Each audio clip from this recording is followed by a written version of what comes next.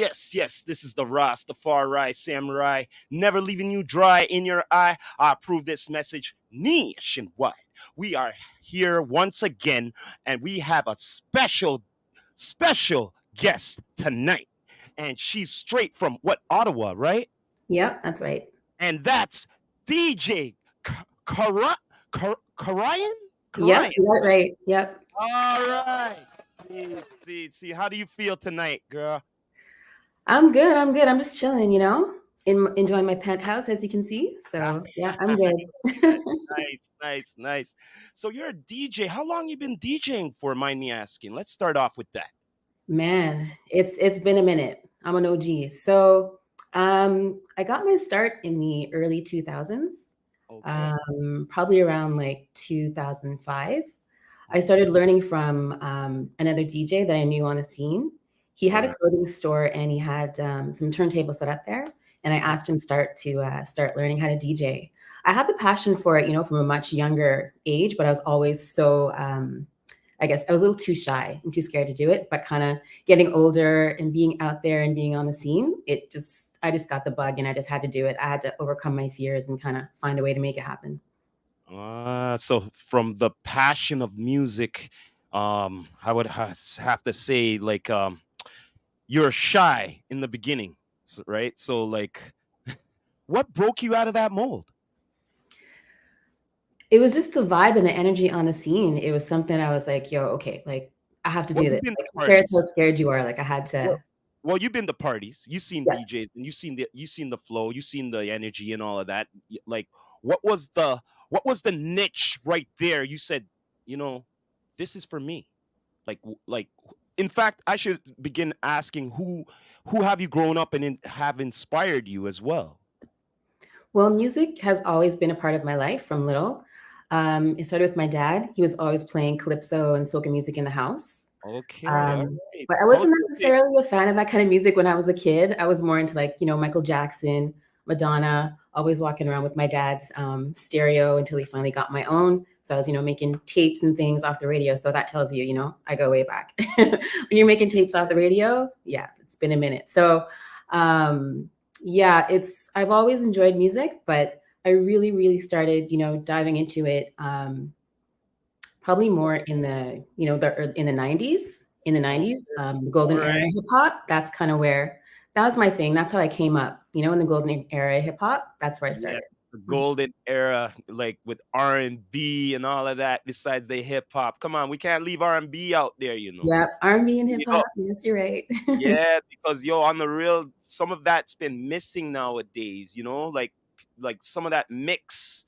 But you with speaking of mixing, like how do you like come together with certain mixes you would think is right.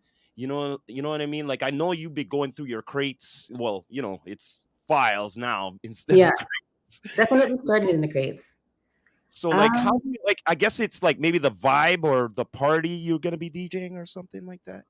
so do you mean like when I'm out at a club, like how do I kind of choose what I'm going to play, or do you think like in general, like when I'm kind of just picking music that I Or might? do you try to like accumulate like to that crowd of maybe of that theme or whatnot? That's what I'm thinking maybe.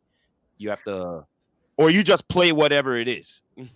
Well, I am a multi-genre DJ. For the most part, now I'm playing a lot of soca and Afrobeats at the parties that I'm at. So Okay. soca, Afrobeats, and dancehall. So a lot of the stuff that I'm downloading and adding to my crates are from those genres. And a lot of the time, I honestly like, especially when the music is new and it might not necessarily be played in the clubs yet. I kind of just choose what I vibe to. I'm someone who's attracted to kind of like heavy beats and bass lines and a lot of melodic type of music. So if that's what kind of catches my ear, that's what I'll kind of add to my crates and along with, the stuff that's more known, but that's kind of how I, build out what I have. Do you get any artists like sending music to you like like well like the reggae man on like maybe dub plates or something like that, like the feel out the crowd or whatnot, or You know what? unreleased or Yeah, something. I do get sent music all the time. Unfortunately, it's hard for me to get to it and sit there and listen to it and provide feedback. Yeah, I've got a lot on my plate and I manage my own artist as well. Okay. but yeah, that's something that's in the back of my mind, and I actually had come up with an idea for that, but I'm not going to spill the beans yet. It's something I'm working on, something to help independent artists, but it's something I want to try to do more, to support Okay. independent artists who are trying to get their music out there and to give them the time and like listen to the music and give them some feedback because we're such DJs are such an important part of breaking the music Yes. and sharing that with the culture. So I want to make an effort to do more of that. Well, you were saying you have artists you're working with I that you have work. one artist I'm working with actually, and well, he was part of the last Loud Army Unsanctioned event. And you Okay. got to interview him. It's And King who's that? Moses. Okay. See, Yeah, King nice. Moses. He's a soca and Afrobeats artist Yeah, out in Toronto he there. had So enough energy there for sure, for sure. That's a definite. That's a definite for sure. I have to yeah. say. I hope you be working with a lot of artists like with that energy. We'll see. We're building. We're still building, so we'll see what happens in the future. But right now, I'm just working with him, and he's a great artist to work with because he's just so like focused on the music and doing his thing. Like he's really dedicated. Like I've never seen an artist who worked that hard on their music. Like he's writing music every day. It's crazy. Like he put his first song out in June of 2020 during the Yeah. pandemic, and he's Okay. put out like over 50 songs since. So it's crazy, and he's got like probably hundreds more written and stuff that's waiting to come out. So it's pretty Oh, crazy. I got nice. lucky. Well, you must see like a lot of artists and all of that besides, DJing and all that. Like I don't know if you do showcases and stuff like that for, you know, in Ottawa as well, like besides doing parties, like, themed events.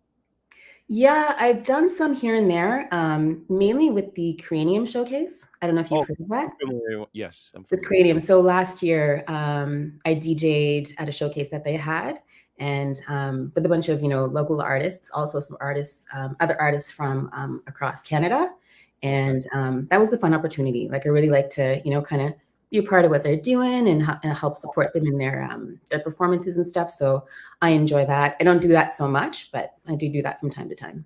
Speaking of getting out around Canada, are you playing out like to different cities in Canada or the US or anything like that? Right now, I'm mainly in Ottawa. I have Okay. played in Toronto, Okay. but I'm hoping to branch out more. Right now, I have a tentative date in New York. Oh, nice. So we'll see what happens there mid-May. But yeah, I'm trying to, put the work in to get myself out there more, do some more stuff internationally. So we'll see what happens. I'm working on it. Okay, I'm hoping that to see more and a lot more going on. Like, yo, on the real, I've been saying this like the culture has been going on. I've been seeing how things have been evolutionizing and changing in the music and everything. But one thing in the hip hop culture I've been kind of like, I don't know, noticing is like, shouldn't you always have like your own DJ working your set and all of that, like knowing your sound? That's Correct me if ideal, I'm wrong. right? That's ideal, and I think that's pretty key to your performances. So you can have that consistency, and it also allows you to perform to your best level when you have someone who knows your music. Yeah, I know with King Moses, the artist that I work with, we always try to make sure he has his own DJ because yeah. then they get comfortable with you. They know your vibe, what you're trying to do, and when you And can practice with cut them, it in and just out of makes it their a lot better. Yeah. and the cutting in and out of their mixes and when to drop it and stuff like that. Like it's like you are the instrument. Like musicians, you're like very important. DJs are very important. I've been saying this in certain pods, that DJs are very important. They're the forefront. They make the party. Without the like, take out the DJ out of the party or the event. Wouldn't it be a very boring event? Right? Yep. Exactly. So like I always say like this, respect to the DJ all the time. Like, everywhere Yeah. I ever go, any event I go bless up to the DJ. Where you going? You know what I mean? And all of that. Like you're good and all that, everything, because sometimes you don't want the DJ having a bad night. Be like, yo, I've been around DJ like, oh, what the heck, this artist, da da da. I'm like, whoa, shoot. Like, like I don't know. I know that you DJs go through a lot of pressure too. A lot of pressure. Yeah, and you know what? DJs have to be more entertainers these days. You can't Yeah, just simply be playing the music. You gotta like, get on the mic. You gotta have like, your effects, you get or on like the mic, right? transitions and stuff like that. You know what? I'm working on it. I'm working Okay, on all it. right. It's not something that I've always been very comfortable Like doing, but I like want the to hype push myself person, into it. the hype man, the hype person, Yeah. like come on, everybody, we a cup.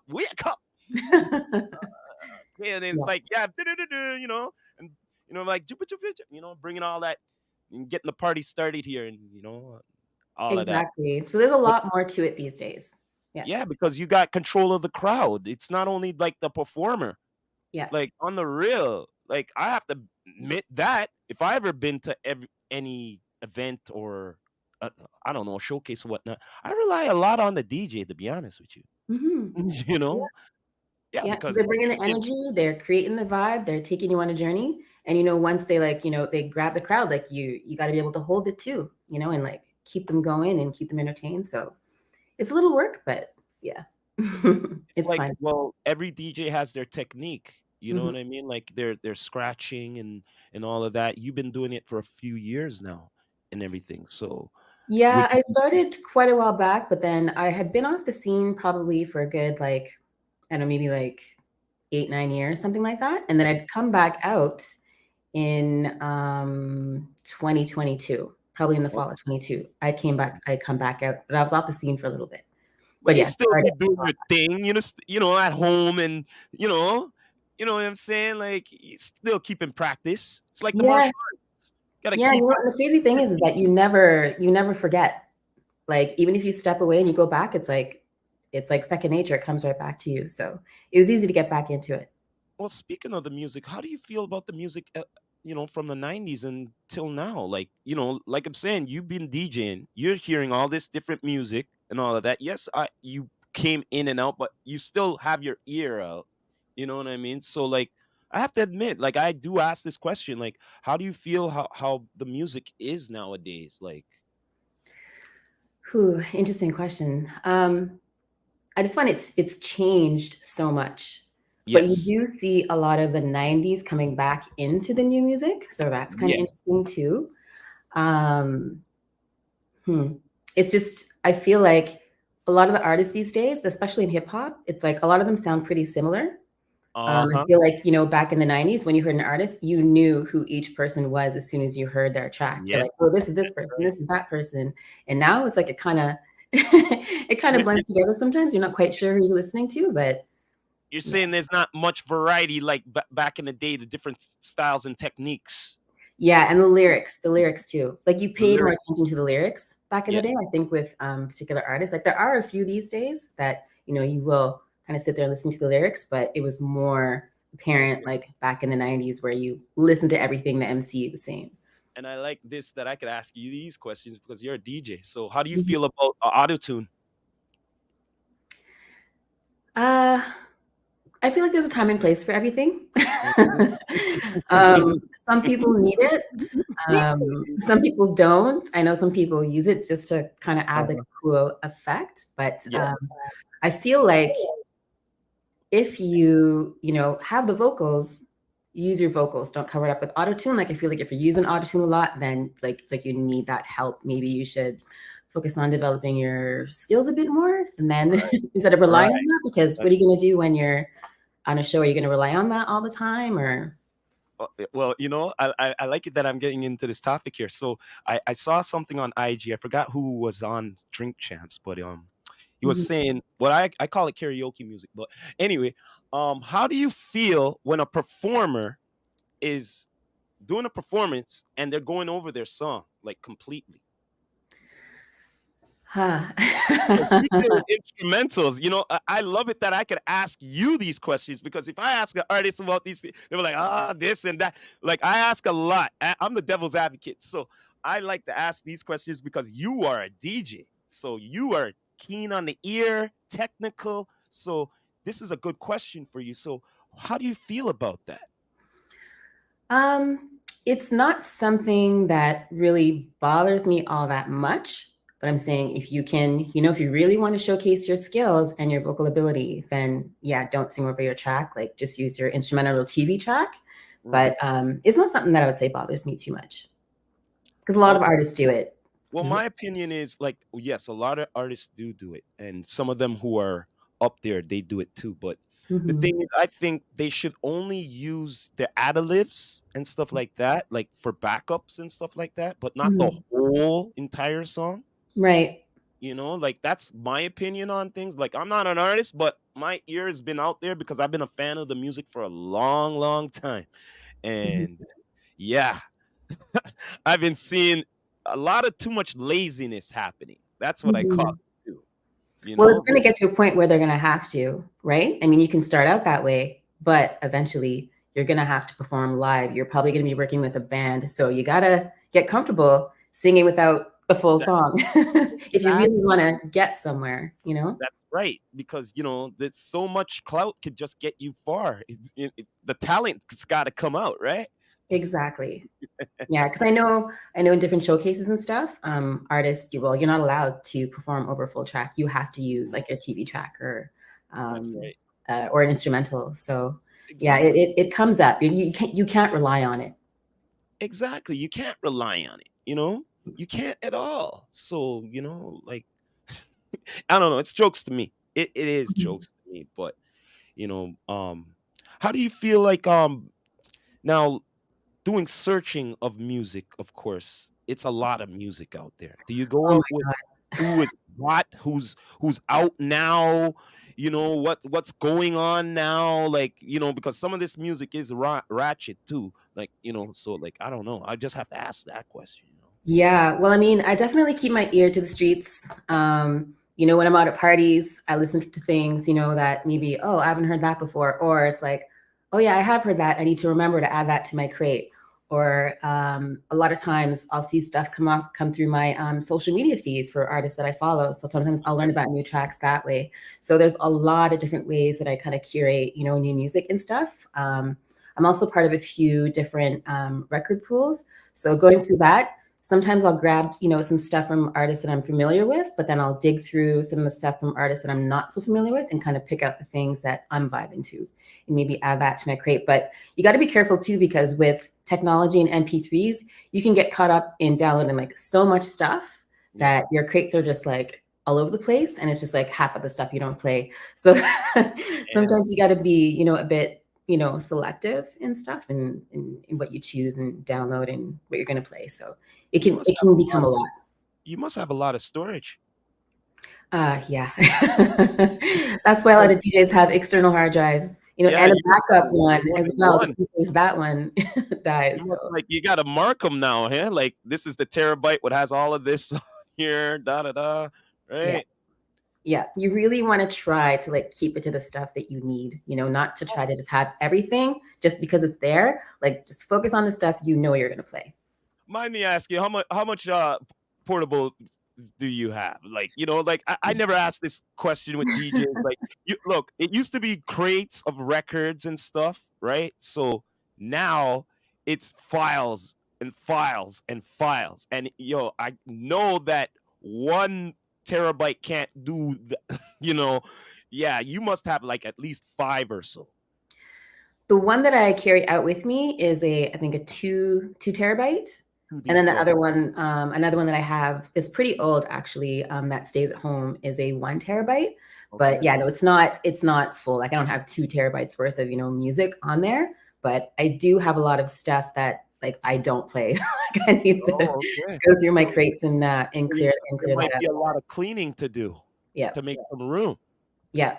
And you know what too, when you're better organized and you don't have like just like every and any kind of music in there, it's easier for you to um make like have better you can have better sets when you're more organized and you're just focused on the stuff that you know and that people know and you're just like dropping those just makes it easier for you to have like a good set and just drop those tracks that people love and Speaking of want to hear. sets speaking of sets, so how about your mixes? Do you do, like, a lot of mixes, like, say, for instance, like a vocal with a different, instrumental, if it'll go good with the BPM? I'm doing that a lot more now. I hadn't been doing it too much in the past, but I'm getting into that more now, especially, with the technology and with like stems and things on the mixers and stuff and the different controllers. So I am experimenting on that with that a little bit more, and we'll be doing that in upcoming mixes and stuff. I know I have. I had just started doing mixes again, I think earlier this year. So I've got two quick ones that I've got up on YouTube and uh, and Apple and SoundCloud. You gotta send the link. You gotta send the link our way. You Yeah, know, yeah. straight up for Yeah, well, sure. you can get to everything from it's Karyen.com. So you can Okay, get to everything there. okay. And yeah, so I've got two quick ones up there, but I want to add more on a regular basis. All right. So what's your equipment? What's your go-to equipment? What you're using? Ooh, I love my turntables. I love my Okay. turntables because that's what I started on. All But right. I know as things evolve, and if I want to be a more international DJ, I need to be able to adapt to the technology. So I'd started learning to use CDJs a little Okay. while ago. And that was fairly recently because I know, like, back in the day when I was more on my turntables, I always kind of looked at using CDJs as actually like you're not a real DJ kind of thing. It was a bit of a like a thing for me. It's like you're only a real DJ if you use vinyl, you know? But I got out of that because I can see as things evolve and because CDJs are becoming the standard, around the world. So I know I have to get comfortable using that.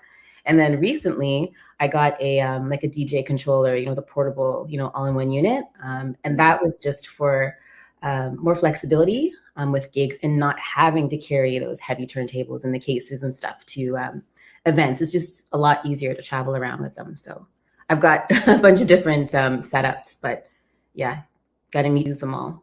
True, true, true, true. So for like the quality of the music and all that, from you mentioned vinyl, right? Mhm. Is it vinyl a little different in the quality of DJing compared to the digital, you know what I mean, the controllers? Quality. I wouldn't say the quality is that much different. I mean, but it's a different feel. Like the Okay. different equipment, it's definitely a different feel. Like if you go from being a vinyl DJ to using like the CDJs or like a controller, it's a Yeah. little easier to adapt to the equipment and mixing using that equipment. But if you go from like say like a controller to like or CDJs to vinyl, it's harder. It's harder to kind of um, to learn how to mix that way. So What would you advise that someone who wanted to start DJing and all that, just like school, shouldn't you know like the history about a little bit of history of it so you could really be passionate about it, or just go right into it? well, I mean, if you can get your hands on turntables or work with someone who does and like, yeah, actually learn that, like get the foundation and see where it comes from, I would say go for that. I know it's probably not as easy to find these days, Yeah. but if you can, 100%, If you're because then you can fortunate, kind of of, course. Yes, of mhm, course. yeah, absolutely. But learning nowadays, of course, the new tech is the the midis, of course. You have to try to master it, a certain technique and way, of course, with mixing and how, like, how with vocals and beats and all of that. Like, how do you determine how to pick and choose? Do you go by BMP or by the artist or by your favorites? How, like, what's your mindset? I'm just curious. It's definitely, well, my crates are organized definitely by BPM. So I kind of just pick anything sort of out of that range or a couple BPMs higher to mix in. And it's kind of just what I think is going to go great with the next track. I'll kind of go through, I'll maybe might cue something up, kind of listen and be like, do I like that? Or do I think people will feel that? So it's kind of just, you kind of feel it out as you go. Like I don't plan sets when I go to clubs. I usually just kind of you get there early enough so you can kind of hear what the other DJs are playing, and then when you go on, you kind of just vibe off of that. So I never really have like a set list that I'm going to play from because you never know. Someone could play out everything in your set, and what are you going to do before you go on? So what are you going to do then? So and then you have to be ready to adapt. And I think that's why having your crates organized is key, and having just like the stuff you're going to play is key because then you can just kind of go in and just like do your thing, pulling from stuff that and stuff that people are gonna like. So Would you ever teach?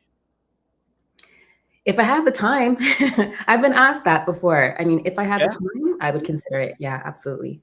So you have been asked. Okay. All right. Yeah.